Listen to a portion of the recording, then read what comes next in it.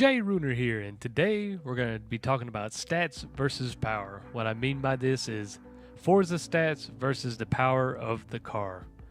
Now, what prompted me to look at this was that me and ECT Loco were talking about how some cars' stats can be exactly the same, but can be way better than the other car because they have either more power, more torque, or whatever it may be.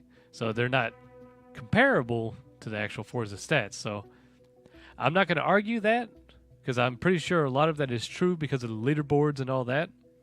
But today I was going to look at two different cars, the 2006 Evo 9 MR and the 1997 Skyline GTR V spec.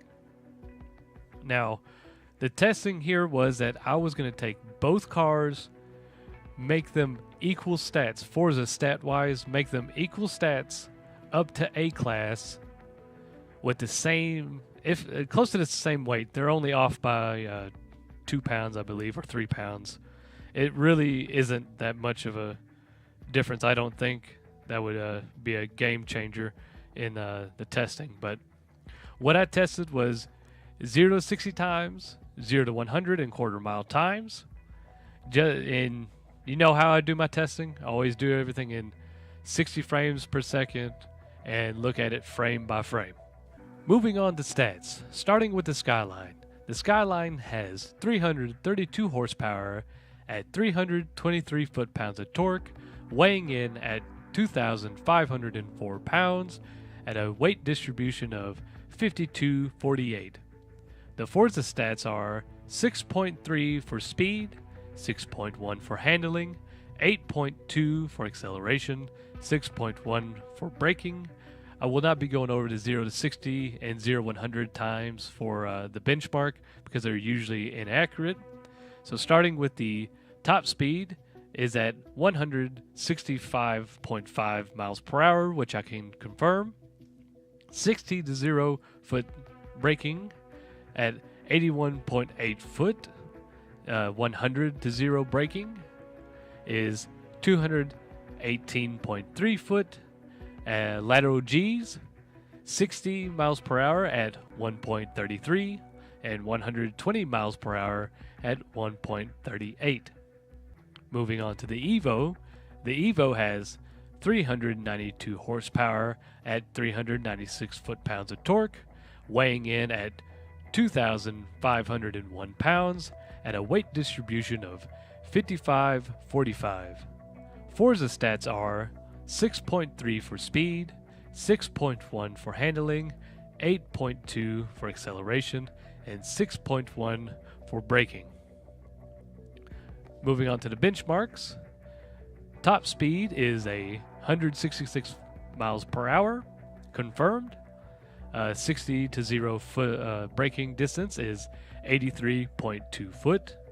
100 to 0 braking distance is 221.3 foot.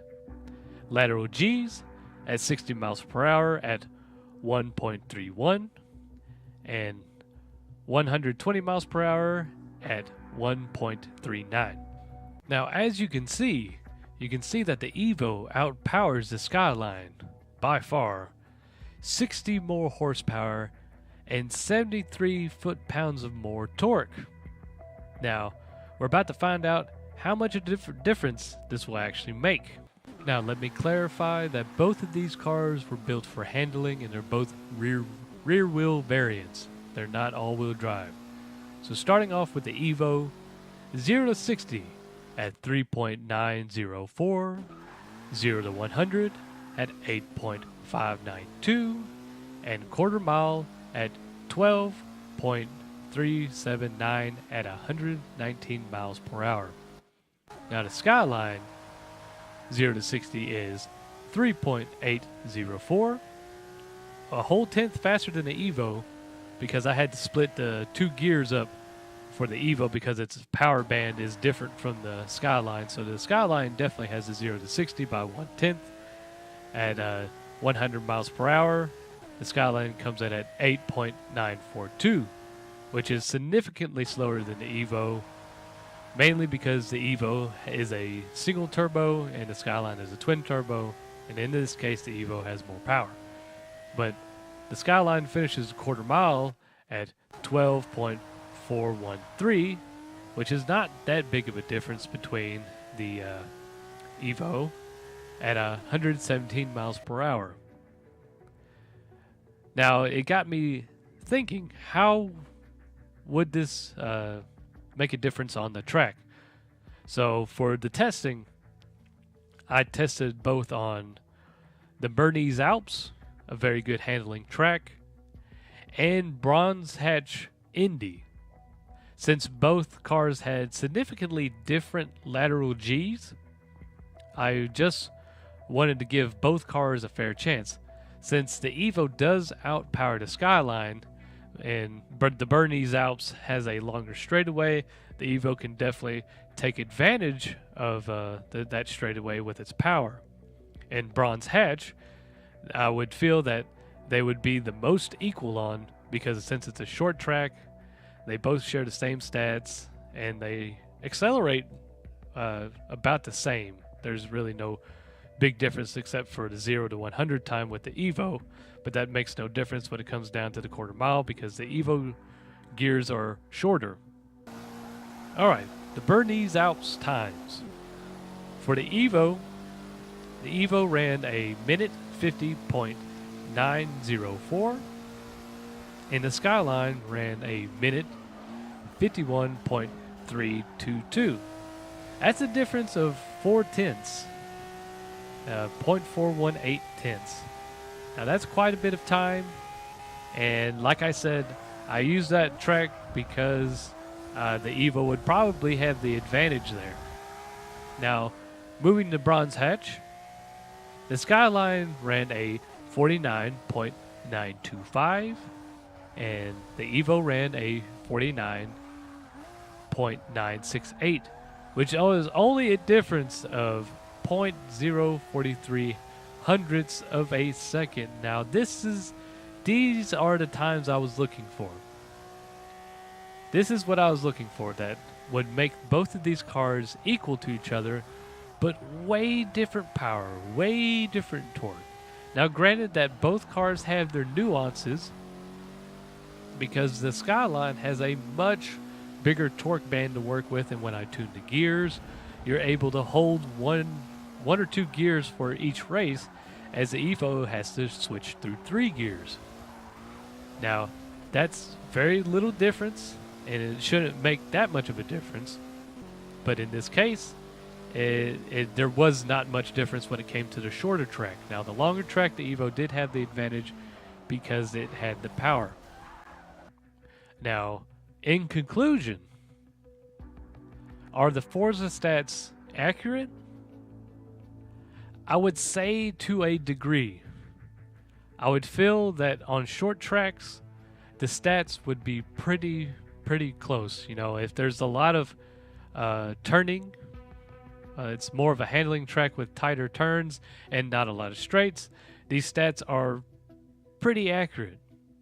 But in the case of the Bernese Alps, the Evo had much more space to stretch out and use all of its horsepower, as the Skyline didn't have all the horsepower it could use because the A-Class, I limited it to A-Class.